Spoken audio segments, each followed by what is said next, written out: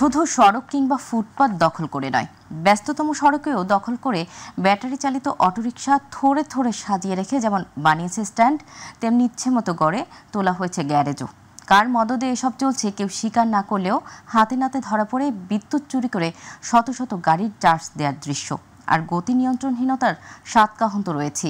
তাপস চন্দ্র দাসের ক্যামেরায় আবু সাইদ অপুর 5 পর্বের ধারাবাহিক বিশেষ প্রতিবেদনের আজ দেখুন দ্বিতীয় পর্ব।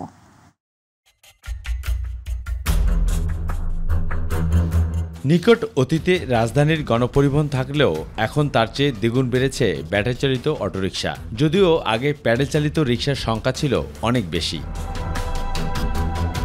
প্রশাসনের নাগে ডগায় এসব চলায় আইন প্রয়োগ করা হলেও তেজগাঁও, মোহাম্মদপুর, মিরপুর, মহাখালী এমন কোনো এলাকা নেই যে ফুটপাতের রাস্তা দখল করে এভাবেই থরে থরে রাখা হয়েছে ব্যাটারি চালিত অটোরিকশা। এই যে চার্জ দেওয়ার জন্য এই প্রান্তে টার্মিনাল দুটো যোগ করে দিয়েছে, প্লাস মাইনাস। এখান থেকে টার্মিনালে সংযুক্ত করার সাথে এটা চার্জ হয়। তাই গন্তব্য ব্যাপার তেজগাঁও। সেখানে ক্যামেরায় ধরা পড়ে কিভাবে বিদ্যুতের খুঁটি থেকে বিদ্যুৎ সংযোগ চুরি করে শত শত ব্যাটারি চালিত অটোরিকশায় বাণিজ্যিক মিটার বলে চার্জ দেওয়া হচ্ছে। ডিভাইস লাগে, ব্যাটারি লাগে, চার্জার লাগে, কন্ট্রোল বক্স লাগে, পিক আপ লাগে। না ব্রেক কাজ করে, এটা হাইড্রোলিক ব্রেক না, তো এটা আপনার রিস্কার ব্রেক। মাই টিভির ক্যামেরা দেখে অটো গ্যারেজ মালিকরা সটকে পড়লেও ব্যাটারি চালিত অটো রিকশা চালকরা তুলে ধরেন দুর্ঘটনার সুনির্দিষ্ট কারণ। কথা বলেন গতিবিধি নিয়েও। ব্রেকের গতি, এটা যে গতি ব্রেক মানে না, বেশি স্পিডে চালালে তো এরা অ্যাক্সিডেন্ট হতেই পারে। এ উঠতে যে তারা অনেক জোরে গাড়ি চালায়, ব্রেক নাই, নাই, তাদের কোনো শরীর নিরাপত্তা নাই, তাদের কোনো লাইসেন্স নাই, তাদের কোনো গাড়ি কোনো কাগজপাতি নেই। গাড়িটা যেমন জোরে চলতেছে, যদি আরেক গাড়ি লোক মেরা দেয়, এটা আমার অ্যাক্সিডেন্ট হইব। দেখা গেছে আমি হাসপাতাল যাবো না, ড্রাইভার সমস্যা হইব।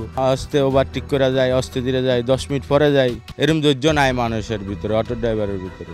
এটা এরা ডান বাম বোঝে না, এরা আওড়া কাওড়া ঢুকায় দিয়া আপনার বড় গাড়ি ছোট গাড়ি ওরা কিচ্ছু মানে না।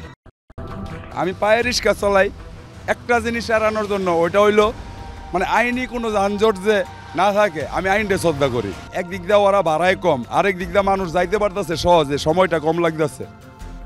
বাণিজ্যিকের নামে আবাসিক মিটারের মাধ্যমে এভাবে বিদ্যুৎ সংযোগ নিয়ে অটোরিকশার চার্জারগুলোতে চার্জ দেওয়া হচ্ছে, যার ফলে একদিকে যেমন বিদ্যুতের ঘাটতি থেকে যাচ্ছে, অন্যদিকে এসব গাড়ি যে গতি, সেই গতি নিয়ন্ত্রণ না করার ফলে যেমন অনেকে হারাচ্ছেন প্রাণ, তেমনি অনেকে পঙ্গুত্ব বরণ করে কাটাচ্ছেন হাসপাতালে বেডে। এই থেকে কি পরিত্রাণের কোনো পথ নেই? এমনটি প্রশ্ন নগরবাসীর।